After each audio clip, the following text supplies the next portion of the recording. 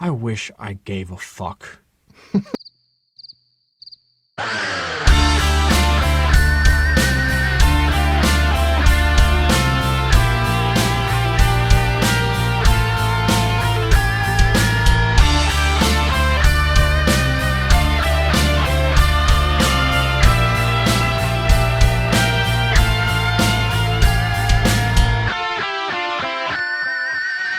Diversity never looks so homogenous.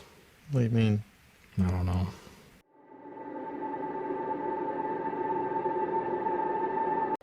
Ow!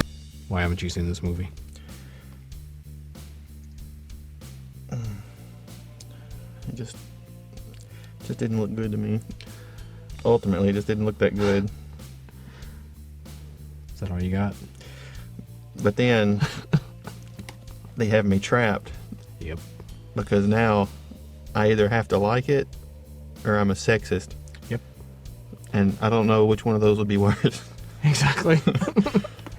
So yeah, that's where they get you. Yeah, so. You say, oh, that movie trailer doesn't look very good. Yeah. And I hate all the women. To be fair, I haven't really wanted to see anything in the last 5 or 6 years. Yeah, it's been a hard watch. Yeah. I may or may not be a pretty decent sized Ghostbusters fan. 1984, to be fair. And I wasn't hoping for a Ghostbusters sequel necessarily. I mean, I was there for all the times that it got talked about. You know, oh, here's another fucking moment. And then Harold Ramis passes, then you're just not even thinking about it at all anymore. Yeah. So no big deal. And at that point, too, they're like, oh, if they're going to do it again, they need to do it completely differently. Right? You don't want someone to come in and play Ray Stantz or Peter Venkman. You don't want other actors to pretend to be these iconic characters, right? So the best thing they could fucking do with this movie is change as much as possible. Use the same kind of basic premise, but change everything. And gender swapping, different characters, different names, different genders, perfect. Perfect solution to not trampling all over the legacy of something as important as Ghostbusters. We hope. Oh, what? I followed the production of this fucking movie really closely because you've got most of the crew of fucking Bridesmaids coming together. Bridesmaids may or may not be the last great comedy of a great comedy era. So you're like, okay, Kristen Wiig's great, Melissa McCarthy's great, Kate McKinnon deserves a chance. She's one of the decent people on SNL. Not recently. Leslie Jones is pretty good. So it's like, it's one of those cases of, oh, this is gonna work. Then the guy who directed Bridesmaids, this could be amazing. I was following this movie so closely, I was so dedicated. Not dedicated, dedicated is the wrong word. I was interested in it happening. So much so that they put out an open casting call for people who look like metalheads to drive to Boston and be extras in a fucking Ozzy Osbourne concert scene. I'm like, I can drive over to fucking Boston, be in the same room on a set with Ozzy Osbourne. I may or may not fit the bill. I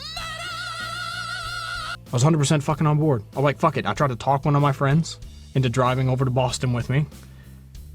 He may or may not have pussed out. Yeah. And, because I was thinking, perfect. Be an extra in a movie with Kristen Wiig, Melissa McCarthy, Ozzy Osbourne, for fuck's sake, right? So I'm that fucking, like, committed to it. I'm like, this could be awesome. I'm like, I don't care how good the movie is. I could go do that. That falls through. And then at this point, all you're doing is waiting for the trailer. And then the trailer comes out. The power of penny compels you! Ow! Oh, it's one of those movies. Because you were expecting, like...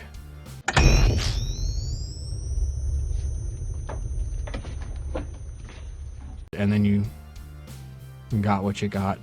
The power of penny! And then, the next day, I found out because I hate women is why I reacted to that. Yes, and I'm really glad that Sony Pictures took the time to explain to me that the reason I don't like bad comedy is because I hate boobs and vaginas.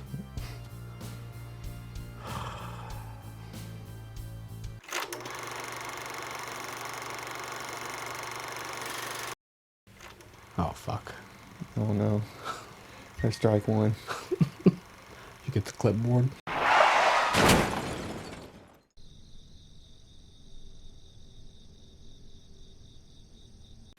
I know you can tell this by looking at me. But yes, I was born on a dairy farm. And when I was like 4 or 5 years old, I was walking around the fields, minding my business, walking through and past the cows. And I see a nice wading pool in the distance. I'm like, oh, that's nice. I'm going to go swim in that. That looks like it could be a lot of fun. Find myself getting in there. The water rises, gets up to my waist. I'm like, this is great. It's like having a swimming pool in my field. And then I look over, and a cow lifts up its tail and simultaneously shits and pisses about 5 feet away from me. And I realized, oh, that's why the bottom of this pool is squishy. Who the fuck does that? Do you feel any more or less icky? Well, obviously I feel more icky having watched it. Feel icky, but I'm not angry. I'm not angry about it. But I feel icky, a little icky. Yeah.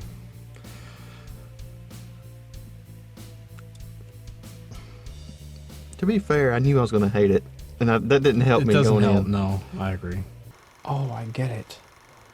So far, all the dudes are incompetent boobs. Yeah. Got it. They're just assholes. Don't you love how these characters are grounded and exist in a real world that you can relate to? Mm-hmm. Just like the original Ghostbusters. Everything was as dumb as I thought it was going to be. Yeah, and worse. And some worse in some cases. spots, yeah. The fucking villain part, especially. It's like, are you fucking kidding me? No, I got a couple of good laughs in there, but for The wrong reasons. for unexpected reasons. Well, I guess he's going to Queens. He's going to be the third scariest thing on that train. That's funny, I'll give her that. I really can't imagine what's on a New York subway. It's the only part that was a genuinely funny joke. Yeah, and the other part I laughed at was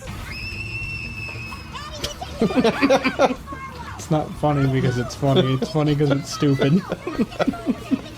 I'll take anything at this point. Yeah. First off, what sucks about that is like it's not the first time anyone's ever done that joke either. But it's so unexpected. It's unexpected. It's like a sucker punch. It's a cheap joke, Yeah. and it's not fair because you're like, that's not. No, you're trying to make it seem like you're being funny, but you're not. That's some weak shit. But Michael McDonald, any day of the week, put him in your movie. Yeah. The whole subplot of them arguing with people in the goddamn YouTube comment sections on their videos they post, just creepy. Yeah. And the fact that they fight the Ghostbusters logo at the end, their big villain is the Ghostbusters logo, that's just like some Freudian shit. You know what I mean? Like there's some subtext. They think they're being clever, but it's really just hitting you on the fucking nose. The fact that the fucking villain before he becomes the ultra villain at the end is like a horrible stereotype of like man, like a woman hating fucking basement dweller. Do you know what I mean? It's like, we know what you're doing. You literally just don't know anything about people. Yeah. Like Hollywood writing, Hollywood is so fucking out of touch with the real fucking world. They think any criticism they get leveled at them is coming from like these non-existent fucking like cretins that live in basements. You know what I mean? It's so fucking ridiculous. And then they write one to be a villain in the movie. Right. Yeah. Yeah, it's insane.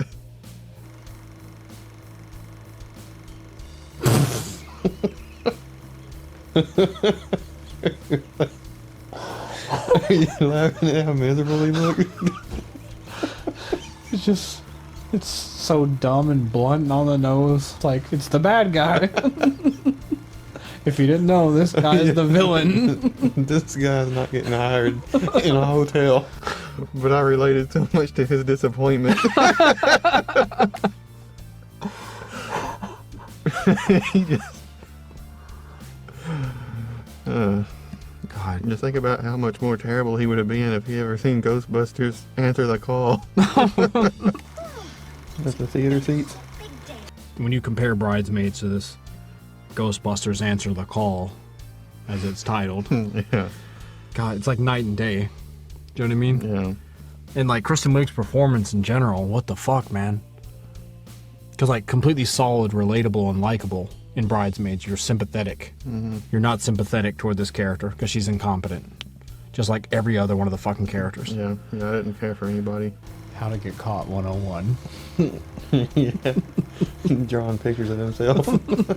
And the ones that were likable, they weren't even likable. It's like you liked something they said. Yeah, At best, Patty is the tolerable character. I don't think Patty should be eating that shit. She says less dumb shit than everybody else. Like Melissa McCarthy and Kristen Wiig like talking over each other constantly. Ugh. It's like white noise in more ways than one. oh my god. I couldn't imagine watching the extended version of this. No, it's just word vomit. Like I said, fucking word vomit. They're just running their fucking mouths, saying random fucking shit, talking over each other, trying to see who can say something funny. And then accomplishing nothing at the end of the day. Want to play the How Much Dumber Can It Get game? I bet we win. Hey, why y'all like this? It was cringe. Yeah. I don't know. Obviously I had It zero sucks. hope for it to begin with. You went in with low expectations anyway, yeah. And then it did open up like a parody. Yeah, it's like a fucking parody. It's like they're making fun of Ghostbusters, Yeah. not just being a movie. And that's what it should have been. Yeah, yeah. Make fun of Ghostbusters. Yeah, if you call this the Ghostbusters parody, then it would make a little more sense. I like some trash, but Yeah. like this wasn't even bad enough to like. No. Or maybe it was too bad to like. I don't even know how to describe it. No, I can't. I can't imagine watching it twice. Yeah. Oh, fuck you. You don't do a hero pose in a goddamn Ghostbusters movie. That's fucking stupid. Especially that extended cut. Oh, I God. can't imagine Oh, my God. an extra 20 minutes of. Jibber jabber. That's all it is, just jibber jabber, man. Yeah, it was jibber jabber. And then they jibber jabber peppered with scientific words. Yeah, but it's scientific nonsense. They just like look. They got a fucking thesaurus, a science thesaurus. But I've had too much to drink. I can't say it. Yeah. Just like, oh, I like this word. I like this word. It was- Just make okay, a yeah. sentence out of It it. was jibber jabber peppered with scientific jibber jabber. It's simple. Get a dude whose life is miserable a good solid beach, and he'll be fine. Somebody's gotta milk the sadness.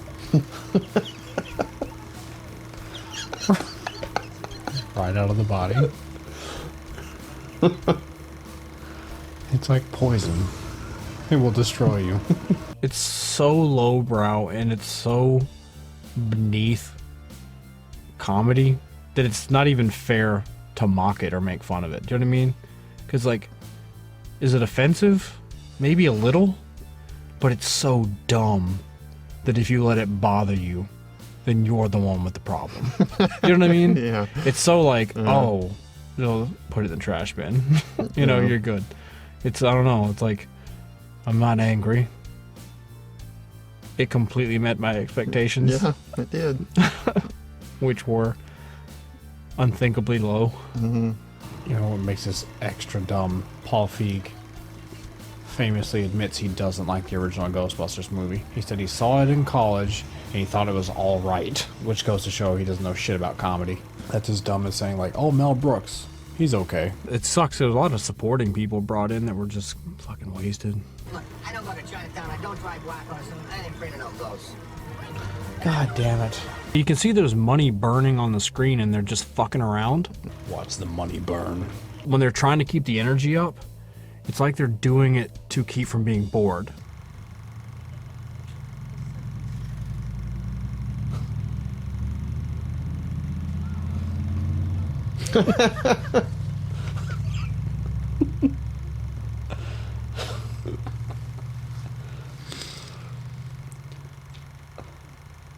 I don't know if you know this.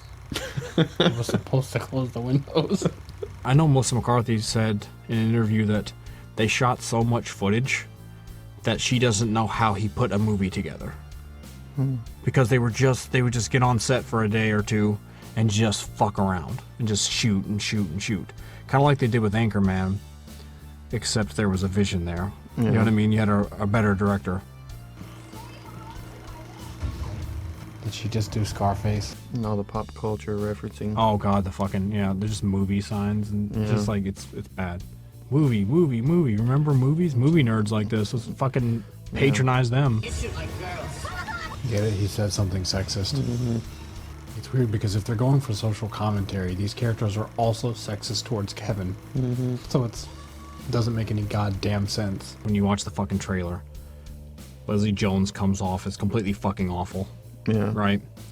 But when you watch the fucking movie, like, from the standpoint of an actress, she looks like the only one who's trying, and her performance comes off as someone who's grateful to be in a big movie. Like, she feels like it's an opportunity. Yeah. So she's not fucking phoning it in like everybody else. Everybody else is just like, oh, verbal masturbation. Bullshit. Keep talking. Which is ridiculous, too, when you think about Kristen Wiig and Melissa McCarthy and how well they played off each other in Bridesmaids. Yeah. Which was brilliant. And both of their careers are pretty good. Yeah, and they So- were at the height of their careers when this Yeah. came out. And then they just... So Leslie Jones comes in there trying to really make it, and the movie just doesn't quite work. And I feel bad for Leslie Jones. Yeah. 'Cause she took some flack after the movie came out, too. Nobody seemed to give a shit about Kate McKinnon because she was just like wallpaper in that movie. Yeah, I had a neighbor that got possessed once. That's exactly how I handled it. Oh yeah. Didn't have high hopes, obviously, but I wanted to come away pleasantly surprised. Right. But, It didn't happen. no. And there's the employee of the month. What sucks is that the greatest villain in this movie, above all things, is literally just Sony. They probably thought that they were just clever as fuck whenever they turned him into the villain. Oh, yeah. And they were right. Everything that Sony did during and in the aftermath of this movie is egregious. They're doing Poltergeist. Going in with the rope. Here's what I have to say in conclusion. I wish I gave a fuck. But I don't give a fuck. I don't care. I don't either. It means nothing.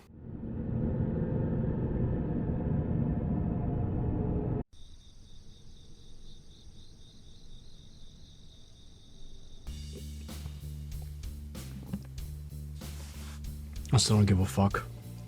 But if I did, I'd point out that the movie spends most of its time mocking its audience. But at the same time, pandering with fan service. You can't do that. That's called contradictory. Yeah. So they're literally kissing the fans' asses in punctuated marks. It's like every 5 to 10 minutes. Fan service, fan service. Thing you know, thing you know, thing you know. By the way, you're the villain in the story.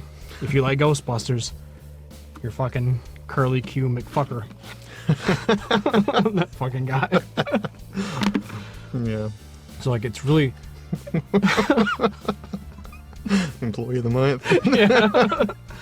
It's a contradiction in tone and concept, because it's like they're trying to make a movie for the fans of Ghostbusters, meanwhile telling them that they're terrible people.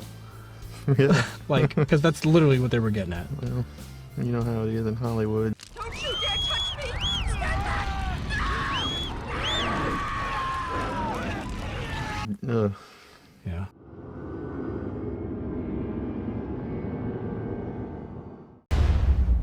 Let's go. Let's go. Oh, did you want to? Sorry. I'll let you. Next time. Okay. The dialogue was fucking terrible. Yeah. It's nothing but word vomit. It's a bunch of people fucking talking over each other, never fucking saying anything. Meanwhile, you compare that to the original movie, which is nothing but isolated, really well thought out fucking lines of dialogue. I bet you like to read a lot, too. Trent is dead. You think those fucking assholes are sitting around like talking over each other? Saying, oh, I got it in my cooter. You know what I mean? Like that's... Well, the big difference between the original and this one is they didn't have cooters. And therein lies the problem with the original. Yeah. Could you imagine that sex god that is Bill Murray with a cooter? It's just too much. That's human perfection. That fucking gorgeous face.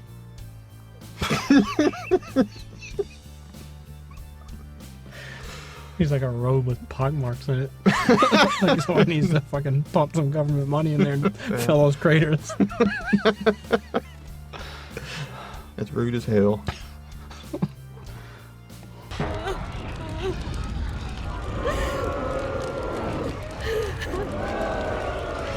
The most egregious thing. I'm gonna bring it back to the fucking trailer. Do you remember the trailer at all when it came out? I don't remember it that well. I watched it maybe once, Like, twice. The trailer, like, it's notorious for, like, setting the trend of what the fuck was gonna happen with the movie. Like, seeing the trailer, you knew how everything was gonna play out when the movie came out. The fucking trailer starts with, and they still do this shit, it was a little more prominent a few years ago. They would open all these fucking trailers, especially remakes and reboots and sequels, where they would take the famous theme song from the movie and play it on a piano really fucking slow to try and tug at your emotion, your heartstrings. They're advertising it to you with nostalgia. So they're saying, oh, here's the thing you love, come give us your fucking money, you fucking moron. So they start playing the slow piano theme, and it's that stupid Ray Parker Jr. song. Then they show credits, not credits, but title cards that say 30 years ago or whatever, Ghostbusters. Some people did this, right? So they're trying to lull you into a sense of security. So they're giving you this might be a sequel even, might take place in the same universe. Then the actual trailer fucking starts, and it's like a really, really bad SNL sketch. It looks like it plays like a fake trailer where you're like, oh, this was a parody, and it wasn't very funny. Like, it wasn't even a funny parody. That stuff went everywhere, by the way, in every crack. And then I remember thinking, it was one of the first things that I thought, that I'd never seen it in a trailer before. But after I got done watching the fucking trailer, I got to thinking, I'm like, I think the editor that made this trailer hates this movie. Like, it was on purpose. Like, he made the trailer, or somebody made the trailer so fucking bad because they were trying to sabotage the movie.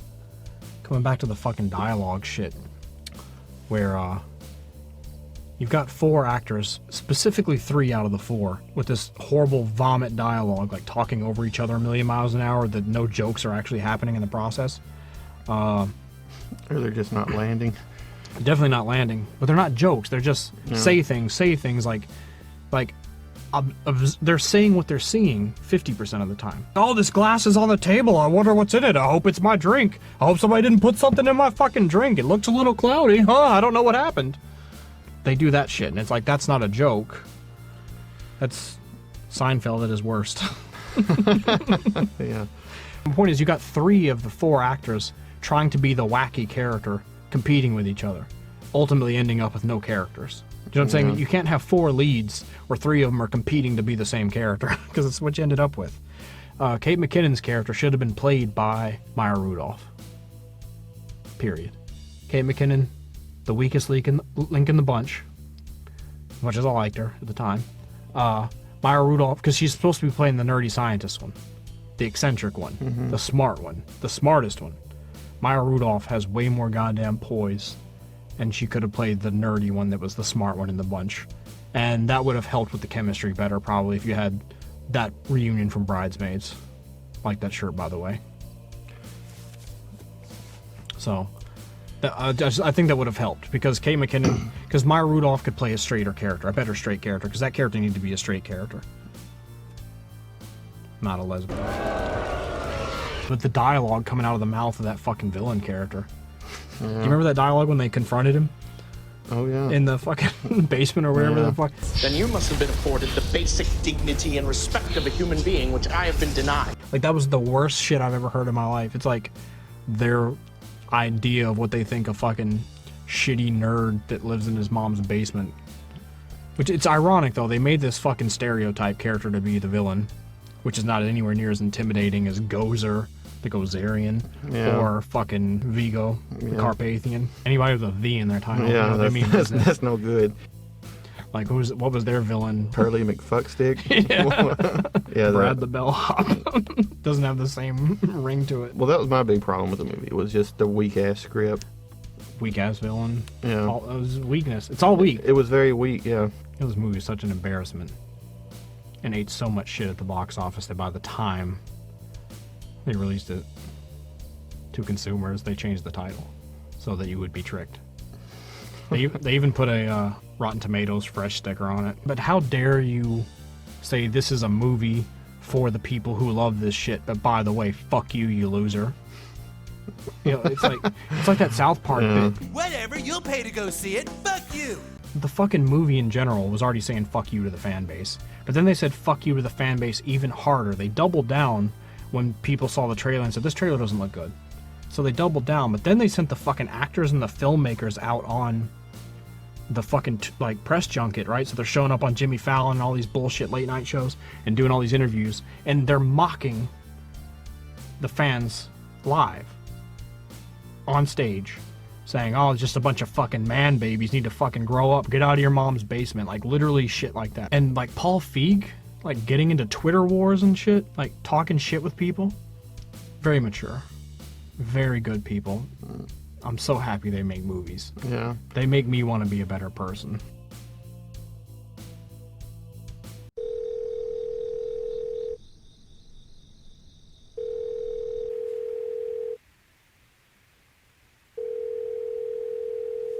No answer.